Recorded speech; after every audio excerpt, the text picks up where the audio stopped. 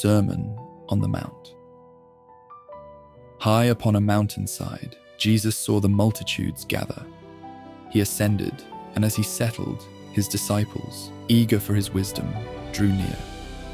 With a profound gaze, he began to unveil profound truths. "Blessed are the poor in spirit," Jesus declared, "for the vast and glorious kingdom of heaven belongs to them." He spoke of those who acknowledged their spiritual shortcomings, recognizing their dependence on God's grace. His words continued, each verse a precious pearl of wisdom. He spoke of those who mourned, finding comfort in God's presence, the meek who would inherit the earth, and those who hungered and thirsted for righteousness, assured of being satisfied. Mercy, he proclaimed, would be shown to the merciful, and the pure in heart would be granted the privilege of gazing upon God himself. Peacemakers, he said, would be recognized as children of God, and even those persecuted for righteousness were declared blessed, for theirs was the kingdom of heaven. Jesus instructed them not to be deceived by outward appearances. True righteousness, he explained, surpassed that of the religious elite. It was not about rituals and traditions, but about a transformed heart overflowing with love and obedience. Anger, he warned, could spiral into violence, and harboring a grudge against a brother was akin to murder in God's eyes. Reconciliation, he urged, should be prioritized over religious obligations. Adultery, he revealed, was not just a physical act, but a lustful desire harbored within the heart. Even divorce, a common practice, was declared problematic, with exceptions only in extreme circumstances. Oaths, Jesus instructed, were unnecessary. A simple yes or no sufficed, for anything more stemmed from a place of evil. Retaliation, the prevailing norm, was to be replaced with turning the other cheek. Forgiveness, he emphasized, was the cornerstone of a Christ-like life. Love, even for enemies, was the revolutionary command.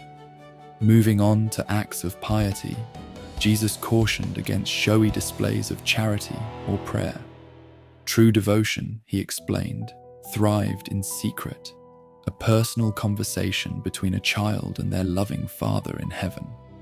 He offered a beautiful prayer, a model for genuine communication with God, expressing dependence and gratitude.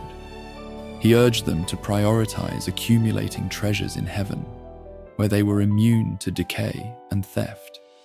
Inner riches, a focus on God's kingdom and righteousness, were far more valuable than fleeting earthly possessions. Worrying about basic necessities, he assured them, was a needless burden. God, who clothed the wildflowers and fed the birds, would surely care for his children. Shifting gears, Jesus cautioned against judgmentalism.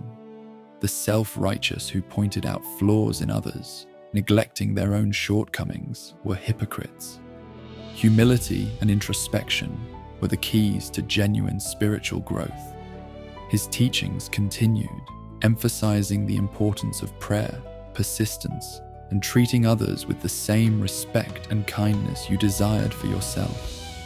The narrow gate, he warned, led to true life, while the broad path, though seemingly easier, led to destruction. False prophets were to be discerned by their actions, not their flowery words.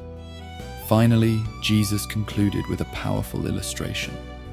Those who heard his teachings and put them into action were like a wise builder who constructed a house on a sturdy foundation. Storms and floods might come, but the house would stand firm. Conversely, those who heard but failed to act resembled a foolish builder whose house, built on sand, would crumble when faced with challenges. As Jesus finished, the crowds were left speechless.